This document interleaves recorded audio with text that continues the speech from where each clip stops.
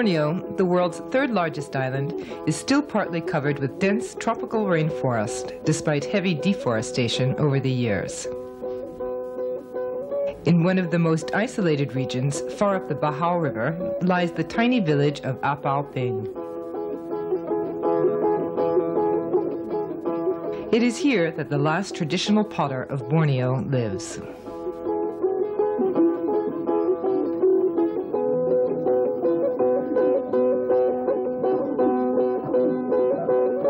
The 400 villagers of Apau Ping call themselves Kenyah Leppo Ké. They are slash and burn rice cultivators. In the past, the Leppo Ké were famous potters and made fine, large earthenware pots called kudantana. Today, although they still make pots, it is much less frequently and only small pots at that. Oko Asung, over 60 years old and a grandmother many times over, is the last experienced potter. Tinen Mbang is in training, while Asung's sister, Oko Urei, is just helping out.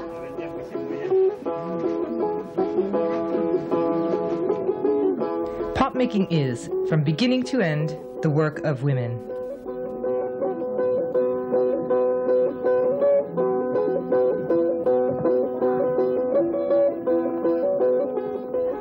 To prepare the temper, the potter crushes pieces of old pots to coarse crumbs and winnows them.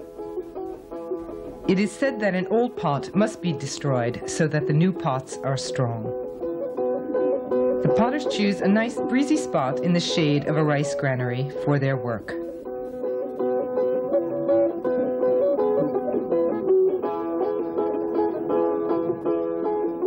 Fresh clay, dug from a hole by a small stream, is selected with care. The potter's kit consists of various tools called inang kudan. Each type corresponds to a specific function.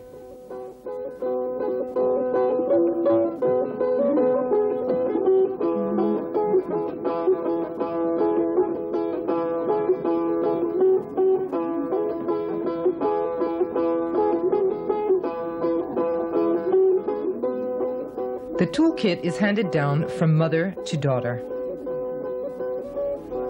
The fresh clay is pounded on a wooden board until it becomes soft and malleable.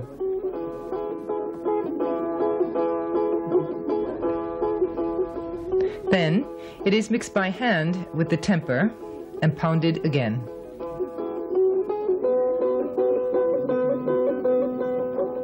Oko Asung is preparing a bundle of ritual plants.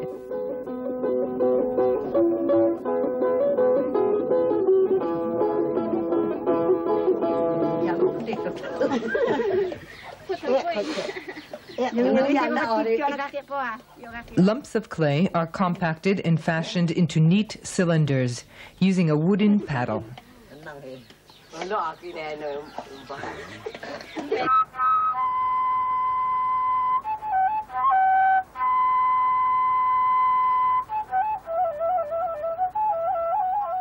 Each clay cylinder is pierced through with a stick of thin bamboo. This is one of the simplest and most archaic techniques of pottery making known to humanity.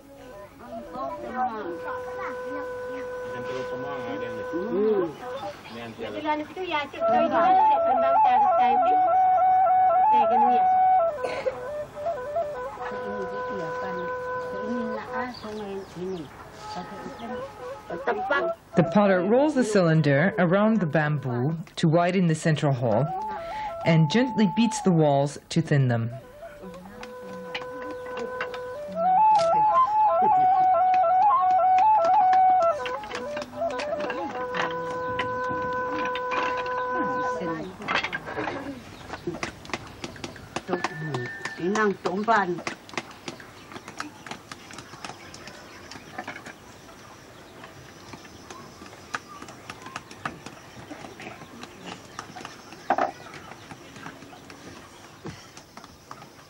To further widen the hole, an egg-shaped tool called karitong is used.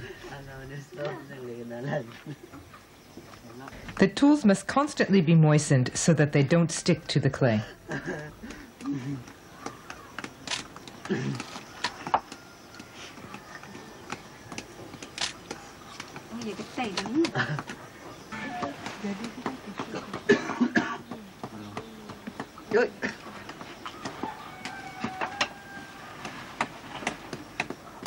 Kunyang, ya.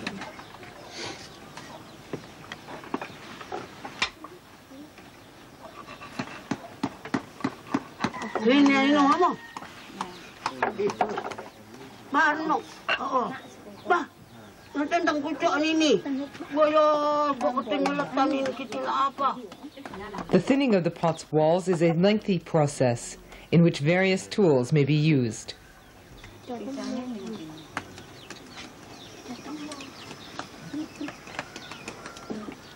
Bukipuk demong. Bukipuk ya kalau ngasih bulan mekang. Ya mau. Ya buung dah.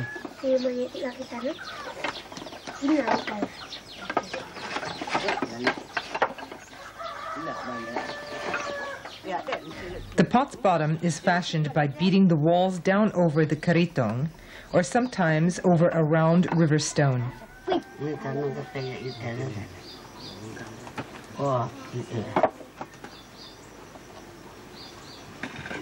Ayaw, bulan tak iya.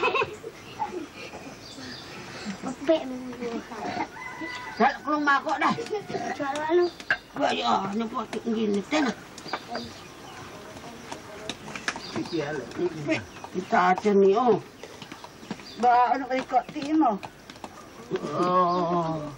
The bottom is then pinched closed.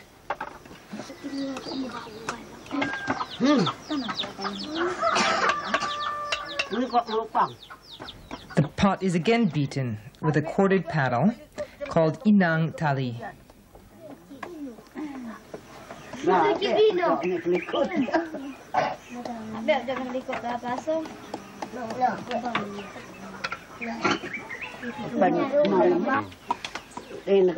With the spatula or the karitong, the potter pushes clay from the inner walls down to the bottom to thicken it.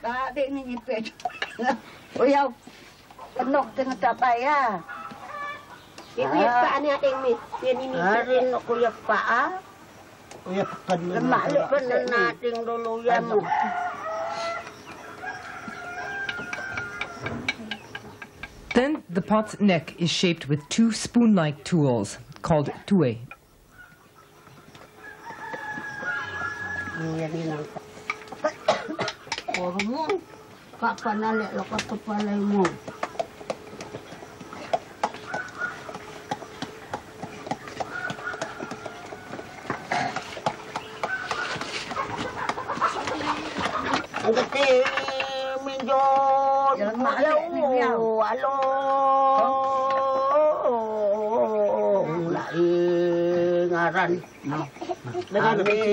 Teluyan tanah kanan. No. Kulai.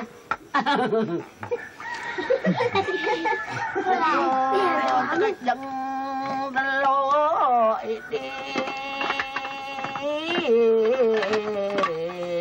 Petem takeng takin bukan. Nalumati tu sa anak apa rek? The result seems satisfactory.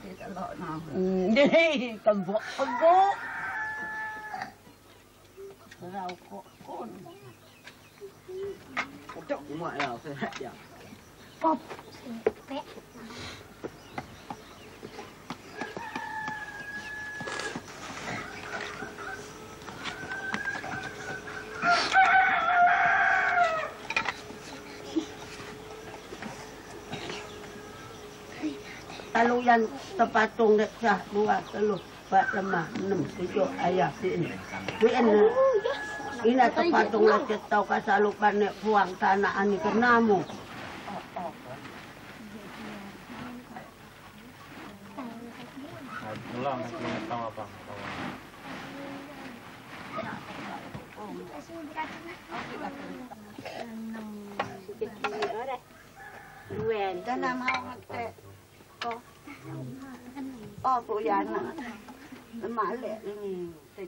This miniature pot is meant as an offering to the spirits or bali. The pots are left to dry on the granary platform during the hot midday hours.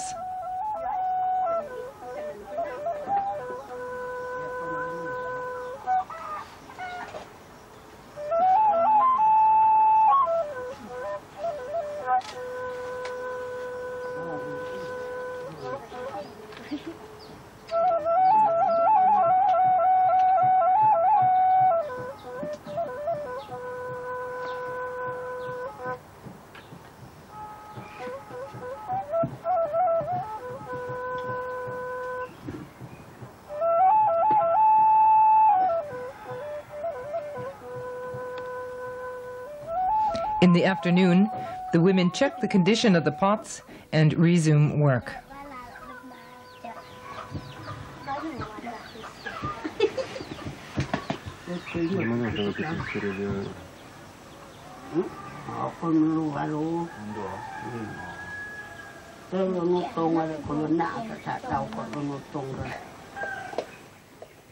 The main task now is to thin again the pot's walls and bottom, which have already hardened through drying.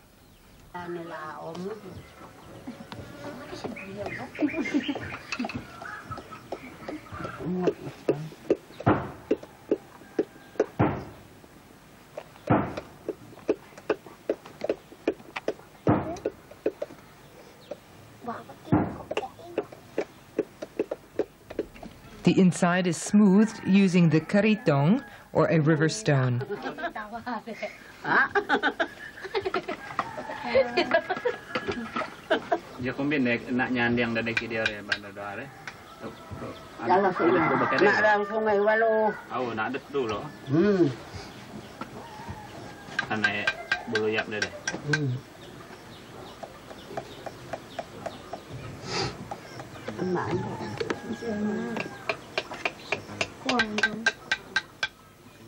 Much time and effort are devoted to fashioning a fine neck.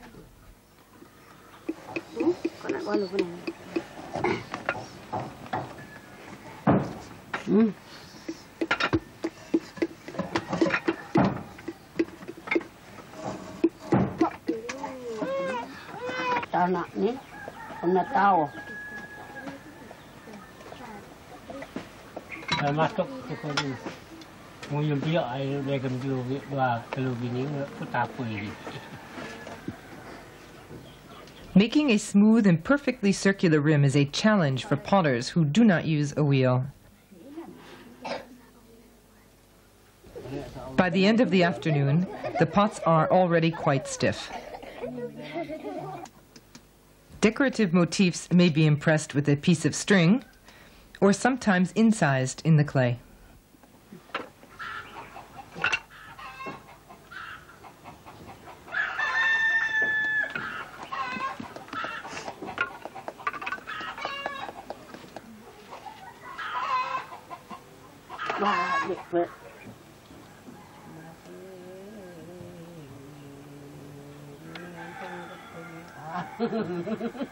The pots are stored in the granary for a couple of weeks.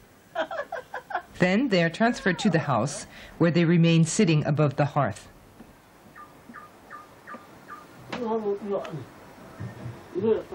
When the time for the rice harvest comes, the pots are taken to a spot by the river to be fired.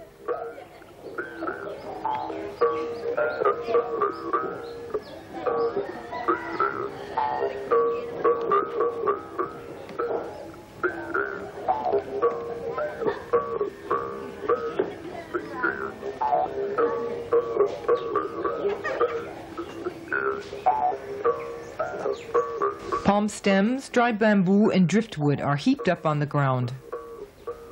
A low firing temperature is necessary to prevent the pots from cracking.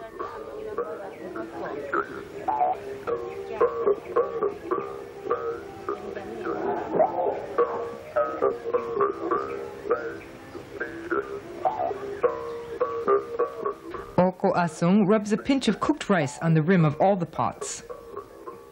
It is in these pots that the rice of the new harvest will be cooked.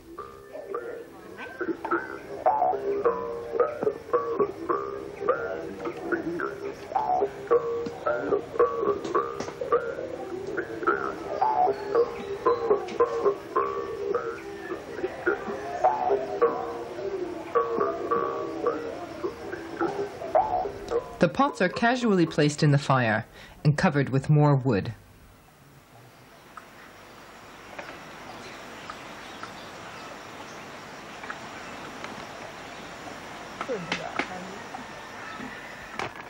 The potters now prepare the resin, called nyatang, for glazing the pots.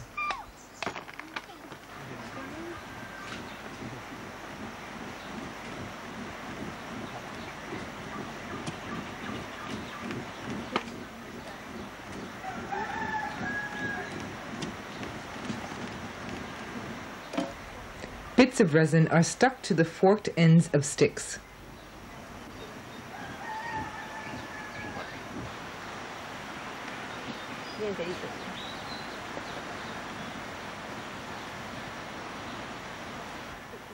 Make the pot waterproof.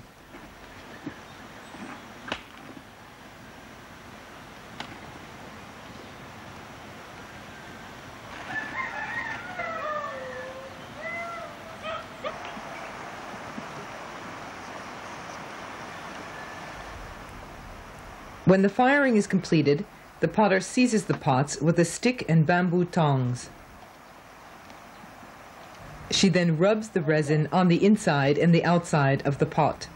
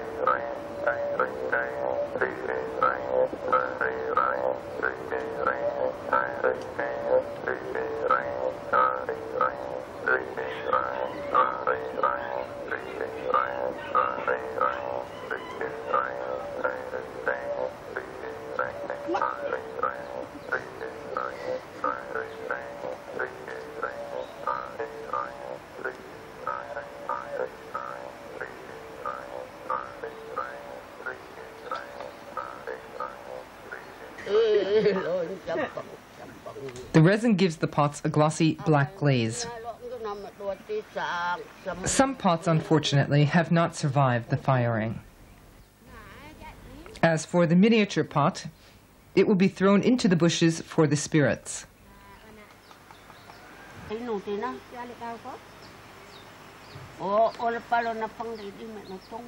The day's production will be stored at home or bartered to neighbors.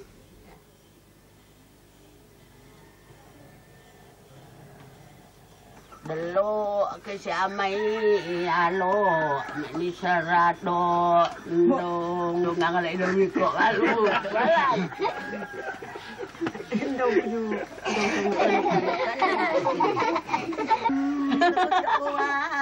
Eman dari di sini lagi dong Eman